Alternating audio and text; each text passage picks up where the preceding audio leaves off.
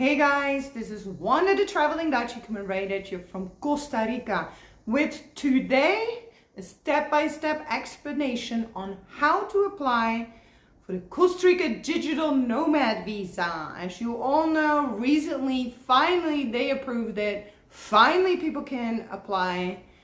But of course, it's not very clear as to how, what you need, what is the process. I'll discuss it with you today. Now guys, if you're new to this channel, I'm a Dutch expat. I've been living in Costa Rica for over 17 years. And with my channel, I'd like to help anybody looking to move to Costa Rica, travel to Costa Rica, or who'd like to travel and work online. Be sure to subscribe to my channel. I have close to 200 videos on these subjects.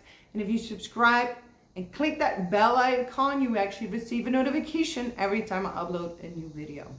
Now, let's get into it, you guys. How to apply the Digital Nomad Visa. First, it's important to know who this visa is for, all right? So, if you're a digital nomad, meaning you work online and you could just simply bring your laptop and do your work from anywhere in the world, that makes you a digital nomad. Very important, you cannot work in Costa Rica, all right? So if you have a job online and you can just bring your computer and do it here in Costa Rica, and so basically your income comes from outside of Costa Rica, then you can apply for this visa. It's a year-long visa and it can be extended for another year. Now you need to show proof of a stable income of a minimum of $3,000 a month of the previous year. That is if you come by yourself. If you come with a family member, that amount changes to $4,000 minimum per month for the previous year. Now, how you actually apply, it's online through a link, and I will leave that link in the video description below this video. So you simply scroll down. If you don't see a description box, you need to click read more or more. Text will appear, and in that text you will find the link to Transmite Ya, which means process now. And this is an application form. And keep in mind, you guys, at this moment in time, all you need is to fill out basic information about yourself. At this moment in time, you do not need to attach any documents. We'll get into that later. All you need to do is go to the online link, fill out an application form, and this is actually a step where you create an account. Then the government has like 15 business days, which basically is like 3 weeks, to either accept or deny your request. Now, the moment they approve you, that means you're ready to come to Costa Rica.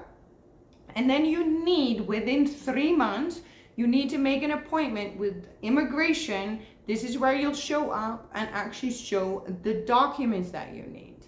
And this is where you'll get your visa, because there they'll take your biometrics and your pictures will be taken. Now, what documents do you need? I've listed them out for you.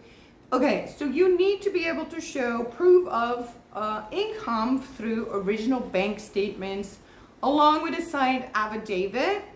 You need to show proof of health insurance valid for the full year that the visa is valid for, with a coverage of $50,000.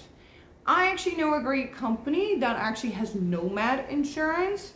If you want to check it out, see if it's a good fit for you. Again, I left the link to the company in the description below. So just scroll down and you'll find it there. So keep in mind that these documents obviously need to be in Spanish. And so if you come from the US or wherever you come from, you need to have it professionally translated. The good news is the documents don't need to be apostilled. So that's a benefit. It needs to be obviously an accredited translator, okay? So then at your appointment, you will have to pay $100 government fee, an additional $90 processing fee, and then get this, it's very interesting, and an additional fee that will be indicated up on arrival. So I'm not sure. So we'll just have to wait for the first people to have actually gone through this process to let us know what the additional fee is, what it is for, and what the amount is. Very interesting. This is typical Costa Rica.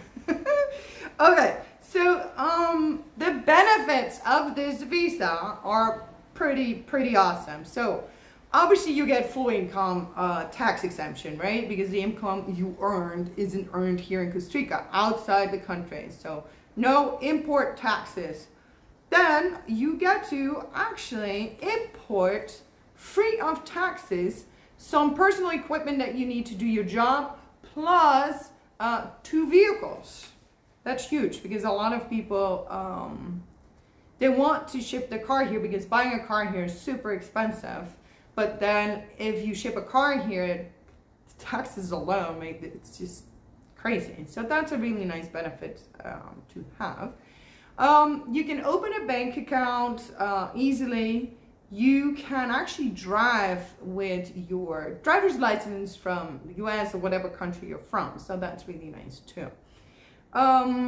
So I do want to point out the downside of this digital nomad visa, because if you truly want to live and stay in Costa Rica, this is not the visa for you. This is very temporary. This is literally digital nomads that know they're going to move on to somewhere else. So you can stay a year and you can extend it to max 2 years, and then that's it. So the downside is if you want to stay longer, you would have to start from scratch with a residency process. Okay, so these 2 years here doesn't give you any benefits to just easily move on to residency, okay? That is something completely different. So if you are looking to move here for good, or at least longer than 2 years, you're better off starting with residency. That process is a little bit more complicated. You will for sure need a lawyer. Well, you don't need to, but life will be a lot easier if you know, like if you don't know the bureaucratic ways of Costa Rica and immigration. It's just so much easier to go with a lawyer. There's many different residency categories that you can pick from. So the lawyer would help you decide which category is best for you. If you don't have a lawyer, I'm more than happy to give you the contact information of my brother-in-law. He actually owns a law firm and he helps lots of expats with whatever it is they would need here. In Costa Rica, you need a lawyer for basically everything you do. Whether it's like buying a car, you know, like obviously for residency, but literally for everything you need a lawyer. There's a lot of paperwork to be done here, and paperwork often gets done by a lawyer. So a trusted lawyer is very important to have. Like I said, I'm more than happy to give you the contact information of my brother-in-law. Again, you have to go to the description box below this video and find the link that actually gives the contact information of my lawyer, of my brother-in-law. So I hope this is all clear. Like basically just follow the link to start the process online, and that's it. And it will walk you through it. But just so you know, because there's a lot of confusion, you do not need to add any documents when you start the application process online. The documents come when you actually come to Costa Rica and have that appointment with an immigration officer, okay? And yeah, and then whoever goes through this process and knows what this mysterious additional fee is that you need to pay, please let me know so I can update this video and have more accurate information to share.